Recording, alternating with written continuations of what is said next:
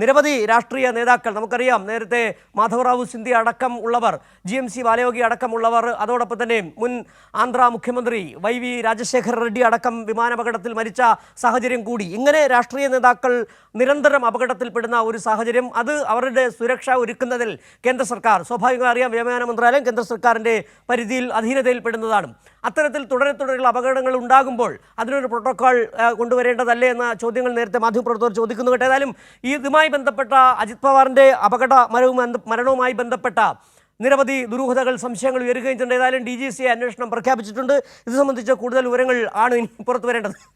ഇപ്പോൾ ദില്ലിയിൽ നിന്നുള്ള വിവരങ്ങളുമായി വിഷ്ണു തലവൂർ ചേരുന്നുണ്ട്. വിഷ്ണു, ഏതായാലും DGCA അന്വേഷണം പ്രഖ്യാപിച്ചിട്ടുണ്ടെന്നാണ് നമുക്ക് മനസ്സിലാക്കാൻ കഴിയുന്നത്. ഏതെങ്കിലും തരത്തിൽ പ്രാഥമികമായ ഏതെങ്കിലും വിവരങ്ങൾ കേന്ദ്ര സർക്കാരോ DGCAയോ പങ്കുവയ്ക്കുന്നുണ്ടോ?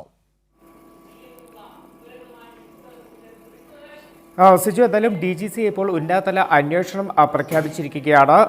നിലവിൽ DGCA പറയുന്ന വിവരം ഒരു പ്രാഥമിക വിവരം മാത്രമാണ് DGCA പുറത്തുവിട്ടിട്ടുള്ളത്. അതായത് അജിത് പവാർ സഞ്ചരിച്ച വിമാനത്തിൽ ആകെ 6 പൈലറ്റിനെ കൂടെ കൂട്ടി ആകെ 6 പേരായിരുന്നു ഉണ്ടായിരുന്നത്. അജിത് പവാറും അദ്ദേഹത്തിൻ്റെ പേഴ്സണൽ സ്റ്റാഫും അറ്റൻഡീയും ഉൾപ്പെടെ 3 പേരും, അതോടൊപ്പം തന്നെ 2 ക്രൂ മെമ്പറും ഒരു പൈലറ്റും ഉൾപ്പെടെ 6 പേരാണ് വിമാനത്തിലുണ്ടായിരുന്നത്. ഇത് ലാൻഡിങ്ങിനിടയിലാണ് ഇത്തരത്തിലൊരു അപകടമുണ്ടായിരിക്കുന്നത്. അതോടൊപ്പം തന്നെ ഈ വിമാനത്തിലുണ്ടായിരുന്ന എല്ലാവർക്കും ജീവൻ നഷ്ടപ്പെട്ടെന്നും ഉന്നതതല അന്വേഷണം ആരംഭിച്ചിട്ടുണ്ട് എന്നൊരു കാര്യം മാത്രമാണ് ഈ തുടക്കത്തിൽ ഇപ്പോൾ DGCA അറിയിച്ചിരിക്കുന്നത്. എന്തായാലും അല്പസമയത്തിനകം തന്നെ ഒരു പ്രാഥമിക വിവരമൊക്കെ, അതായത് എന്തുകൊണ്ടാണ് ഇത്തരമൊരു അപകടമുണ്ടായത് എന്നതടക്കമുള്ള വിവരങ്ങൾ ലഭ്യമാകും എന്ന് തന്നെയാണ് നമുക്ക് മനസ്സിലാക്കാൻ കഴിയുന്നത്. എന്തായാലും ഇന്ന് രാവിലെ 8 മണിയോടുകൂടിയായിരുന്നു അജിത് പവാർ മുംബൈയിൽ നിന്ന് പൂനെയിലേക്ക് പോകാൻ യാത്ര തിരിക്കുന്നത്, ഫ്ലൈറ്റ് ടേക്ക് ഓഫ് ചെയ്തത്. പിന്നീടാണ് ബാരാമതിയിൽ വെച്ച് ഒരു ക്രാഷ് ലാൻഡിങ്ങിലേക്കൊക്കെ തന്നെ പോകുന്ന സാഹചര്യം ഉണ്ടായത്. പക്ഷേ എന്താണ് അപകടത്തിൻ്റെ കാരണമെന്നതിൽ ഇതുവരെ ഒരു വ്യക്തത വന്നിട്ടില്ല. അതിലാണ് ഞാൻ നേരത്തെ പറഞ്ഞതുപോലെ ഉന്നതതല അന്വേഷണം DGCA പ്രഖ്യാപിച്ചിട്ടുണ്ട്. കേന്ദ്ര സർക്കാരിൻ്റെ ഭാഗത്തുനിന്നും ഇതുവരെ അത്തരത്തിലൊരു അറിയിപ്പൊന്നും തന്നെ ഇതുവരെ വന്നിട്ടില്ല. അത് അല്പസമയത്തിനകം തന്നെ ഒരു പ്രാഥമിക വിവരം നൽകും എന്ന് തന്നെയാണ് നമ്മൾ പ്രതീക്ഷിക്കുന്നത്. അതോടൊപ്പം നിലവിൽ സുപ്രിയ സുലെ അടക്കമുള്ള നേതാക്കൾ ദില്ലിയിലായിരുന്നു. സുപ്രിയ സുലെ ഉൾപ്പെടെയുള്ളവർ ഇപ്പോൾ തിരിച്ച് ബാരാമതിയിലേക്ക് ഇപ്പോൾ ദില്ലിയിൽ നിന്ന് യാത്ര തിരിച്ചിട്ടുണ്ട്. നിലവിൽ നേതാക്കളൊക്കെ തന്നെ വലിയ തോതിൽ പ്രതികരണങ്ങൾ കൂടി പുറത്തു വരുന്നുണ്ട്. അജിത് പവാറിൻ്റെ നിര്യാണത്തിൽ അനുശോചനം രേഖപ്പെടുത്തിക്കൊണ്ടാണ് ഇപ്പോൾ നേതാക്കളുടെയൊക്കെ തന്നെ ഒരു പ്രതികരണം വരുന്നത്. എന്തായാലും ഇന്ന് പാർലമെൻറ്റ് ചേരുന്ന ഒരു സാഹചര്യം കൂടിയുണ്ട്. ആ പാർലമെൻറ്റ് ചേരുന്ന സാഹചര്യത്തിലും ഇതിനെക്കുറിച്ചുള്ള കൂടുതൽ പ്രതികരണങ്ങൾ നേതാക്കളുടെ ഭാഗത്തു നിന്ന് ഉണ്ടാകും എന്ന് തന്നെയാണ് നമുക്ക് മനസ്സിലാക്കാൻ കഴിയുന്നത്. സിജു, ഏതായാലും വിഷ്ണു, നമുക്ക് പ്രാഥമികമായി മനസ്സിലാക്കാൻ കഴിയുന്നത് ബാരാമതി വിമാനത്താവളത്തിനടുത്തുള്ള ഗ്രാമത്തിൽ വിമാനം സാങ്കേതിക തകരാറിനെ തുടർന്ന് ഇടിച്ചിറക്കുകയായിരുന്നു എന്നാണ് ഇതുവരെയുള്ള വിവരങ്ങൾ വരുന്നത്.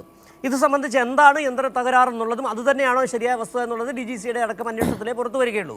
ഇത് സംബന്ധിച്ച് നിരവധി അഭ്യൂഹങ്ങളും ഇപ്പോൾ ഉയരുന്നുണ്ട്. നിലവിൽ നമുക്കറിയാം, മഹാരാഷ്ട്ര രാഷ്ട്രീയത്തിൽ ഉരുണ്ടുകൂടുന്ന ചില പുതിയ നീക്കങ്ങൾ, അന്ന് നമുക്കറിയാം ഉദ്ധവ് താക്കറെ പക്ഷവും അതോടൊപ്പം തന്നെ ശിവസേന കൂടുതൽ കരുത്താർജിക്കുന്ന ഒരു സാഹചര്യം, വല്ലാത്ത ഒരു രാഷ്ട്രീയ സന്ധി ഇപ്പോൾ മഹാരാഷ്ട്രയിൽ രൂപപ്പെട്ട് വരികയും ചെയ്യുന്നുണ്ട്. അതുകൊണ്ടൊക്കെ തന്നെയാണ് ഇപ്പോൾ അജിത് പവാറിൻ്റെ ഈ നിര്യാണവുമായി ബന്ധപ്പെട്ട ആകസ്മിക മരണം പലതരത്തിലുള്ള ദുരൂഹതകൾക്കും ഇട വരുത്തുകയും ചെയ്യുന്നുണ്ട്. ഏതായാലും നമുക്ക് മനസ്സിലാക്കാൻ കഴിയുന്നത് 4 യോഗങ്ങളിൽ പങ്കെടുക്കുന്നതിൻ്റെ ഭാഗമായിട്ടാണ് അദ്ദേഹത്തിൻ്റെ കുടുംബ മണ്ഡലമായ ബാരാമതിയിലേക്ക് എത്തിയെന്നാണ് മനസ്സിലാക്കാൻ കഴിയുന്നത്. ഈ യന്ത്രത്തകരാറ് തന്നെ ആയിരുന്നു എന്നുള്ളതാണോ പ്രാഥമികമായി നൽകാൻ കഴിയുന്നത്? ഇത് DGCA അക്കാര്യത്തിൽ ഏതെങ്കിലും തരത്തിലുള്ള സ്ഥിരീകരണം വരുത്തിയിട്ടുണ്ടോ? മഹാരാഷ്ട്ര, ഇനി അറിയേണ്ടത് മഹാരാഷ്ട്ര സർക്കാർ ഇതുമായി സംബന്ധിച്ച് ഇതുവരെയും ഇപ്പോൾ ഈ അപകടം നടന്ന് ഏകദേശം 1.25 മണിക്കൂർ പിന്നിടുന്നു. ഔദ്യോഗികമായ ഒരു വിശദീകരണവും മഹാരാഷ്ട്ര സർക്കാരിൻ്റെ ഭാഗത്തു നിന്നും വന്നിട്ടില്ലെന്നാണ് മനസ്സിലാക്കാൻ കഴിയുന്നത്. സിജു, തീർച്ചയായിട്ടും അത്തരത്തിൽ തന്നെയാണ് ഇപ്പോൾ പുറത്തു വരുന്ന വിവരമനുസരിച്ചുകൊണ്ട് പ്രധാനമന്ത്രി നരേന്ദ്രമോദിയും അതോടൊപ്പം തന്നെ കേന്ദ്ര ആഭ്യന്തരമന്ത്രി അമിത്ഷായും മഹാരാഷ്ട്ര മുഖ്യമന്ത്രി ദേവേന്ദ്ര ഫഡ്നാവിസുമായി ബന്ധപ്പെട്ടു എന്ന് തന്നെയാണ്.